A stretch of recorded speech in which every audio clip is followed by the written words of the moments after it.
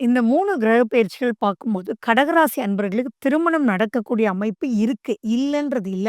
ஆனா 2ஆம் வீட்ல கேது இருக்கு அப்படின்றதும் ரொம்ப ஜாக்கிரதையா இருக்கணும். திருமணம் அப்படின்றது ஒரு குடும்பம். ஒரு வீட்டுக்கு ஒரு பொண்ணு வந்தாலோ, அல்லது ஒரு பையன் வீட்டுக்கு போனாலோ, அங்க வந்து ஒரு குடும்பத்தையே தான் வந்து அவங்க புரிஞ்சுக்கணும், செஞ்சுக்கணும். அந்த இடத்துல சில குழப்பங்கள் இருக்கிறதுக்கு உண்டான வாய்ப்புகள் இருக்கு. கடகராசி அன்பர்களுக்கு காதல் பண்ணிட்டு இருக்கீங்க அப்படின்னா, இப்போ குடும்பத்துல எதிர்ப்பு வரக்கூடிய வாய்ப்புகள் இருக்கு. ஸோ நீங்க எடுத்து பேசும்போது, கரெக்ட்டா அத புரிய வைக்கிறது உங்க கையில இருக்குன்றத ஞாபகம் வச்சுக்கோங்க.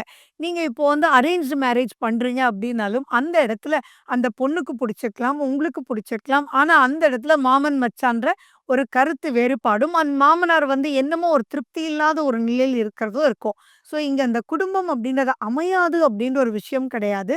அமையும். ஆனா அந்த இடத்துல ஒரு சிறு முயற்சி தேவ. அதே மாரி யோசிச்சு அதுக்கப்புறம் ப்ரொசீட் பண்ணுங்க. எடுத்தோம், கவுத்தோன்ற ஒரு விஷயம் வந்து வேண்டாம். மறுமணம் பண்ணும்போதும் வந்து ரொம்ப ரொம்ப எச்சரிக்கையா இருக்கணும். அதுல பண்ண மிஸ்டேக் இதுல பண்ணிடக்கூடாது அப்டின்றதுல கேர்ஃபுல்லா இருங்க. அண்ட் கடக ராசிக்கு இந்த மே மாசத்துக்குள்ள அதாவது குரு பெயர்ச்சி ஆறதுக்கு முன்னாடி லாபஸ்தானத்துல குரு இருக்கார். ஸோ அதுக்கு முன்னாடியே திருமணம் எல்லாம் அமையறதுக்கு எக்கச்சக்கமான வாய்ப்புகள் உண்டு.